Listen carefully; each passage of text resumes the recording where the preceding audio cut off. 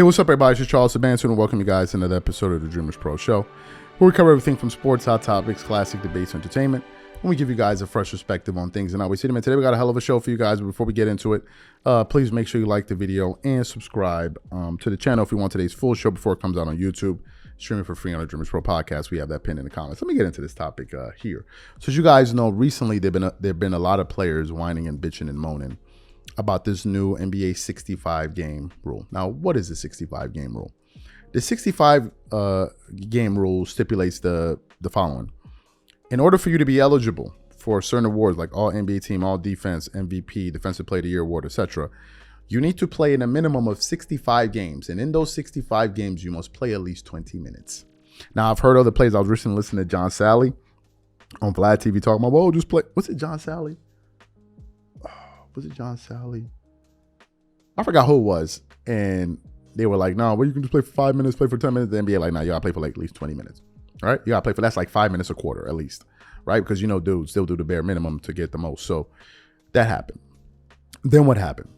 Players started whining and bitching and moaning about it. Draymond Green was complaining about it. This player was complaining about it. That player was complaining about it.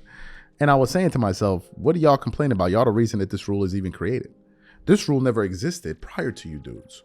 But you dudes turned it into the cupcake era, and now they have to create a rule for you dudes. So what are y'all complaining about? You're complaining about something that you guys, number one, with the catalyst for it being created. Number two, y'all agreed to this in the new bargaining agreement. So what are y'all whining and moaning and bitching about? I didn't understand that, right? So what happened? This morning, I was going through the internet here, and I came across an article. Where the hell did I come across? Yeah, I came across this article from fadeawayworld.net. And it said the following. It said, Charles Barkley says players have nobody to blame but themselves for 65 game minimum rule. And I was like, this is very interesting. Very interesting. But before we even get into what Charles Barkley had to say, this video is brought to you by our brand new sponsor, Prize Picks. Prize Picks is really simple. Instead of just selecting a team, you just select two or more players, pick more or less their projected stats, and then you place your entry. For example, this week, I'm selecting two entries. Stephen Curry for more than 25 points, and then I got Anthony Davis for more than 2 blocks, and Damian Lillard for more than 4 3-pointers made. PrizePicks is also the only daily sports platform with an injury insurance policy. So for example, if you have a player who gets injured in the first half and doesn't return to the second half, that player gets automatically rebooted. What I also love about PrizePicks is that it offers weekly promotions like Taco Tuesdays. Each Tuesday, PrizePicks discounts select player projections up to 25% to provide even more value. So go to prizepicks.com/CLNS and use code CLNS for a first deposit match of up to $100. That's go to prizepicks.com/CLNS, use code CLNS for a first deposit match of up to $100. And once again, once you support this sponsor, you're supporting this channel. Thank you. So let me get into what the article had to say. It continues on to say, it says, in a recent segment on Inside the NBA, Charles Barkley spoke out against the rising resistance from players over the new 65-game minimum eligibility for postseason awards. Barkley showed no sympathy for players and pointed out how they signed up for this after agreeing to the new CBA. These players got nobody to blame but themselves. The Players Association signed off on the deal. I thought it should have been 70 games. These guys have put themselves in a situation where they didn't respect the game and started resting in load management, and the NBA had to do something. The fans get to see these guys one day a year, and they pay all this money for tickets while these guys are making $40-50 million a year. They need to play. It's a fair rule. I thought it should have been 70 games. Where did he tell a lie? Again, these guys agreed to the rule. They agreed to it. So why would you be complaining about something that you clearly agreed to?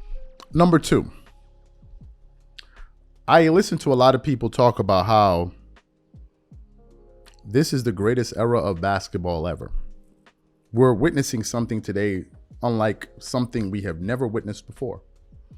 But nevertheless, to me, it seems like this is the softest era ever.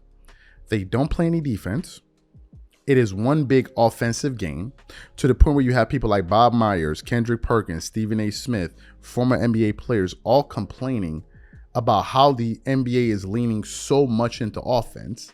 Everyone's complaining about it. They're earning more money than ever before. And yet, and still these guys are complaining. Why should, my question is this, why should it be 65 games? The reason that they're saying it should be 65 is the following. Because it lowers the bar on the requirement. And if they can do less, what am I saying 65? They're asking for less. They're complaining of 65. So these guys are potentially asking for 55 to 50. And what they're saying is, I should be able to play 50 games. And if I play those 50 games, I should be eligible for certain awards. Now, why are these awards important?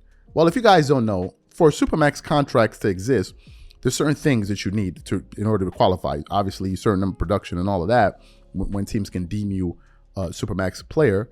But some of it has to do with your tenure, and some of it has to do with the awards and the accolades that you receive, like defensive player and all of that.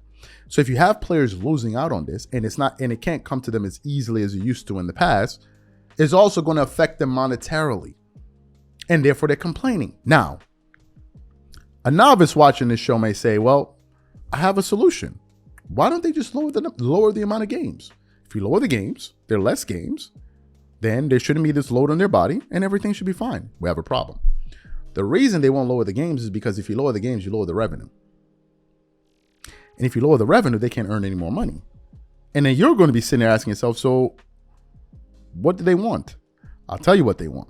What they want is the maximum amount of games available in terms of available game checks, then be required to play a lower minimum and still qualify for these Supermax contracts, and then have you, the fans, foot the bill.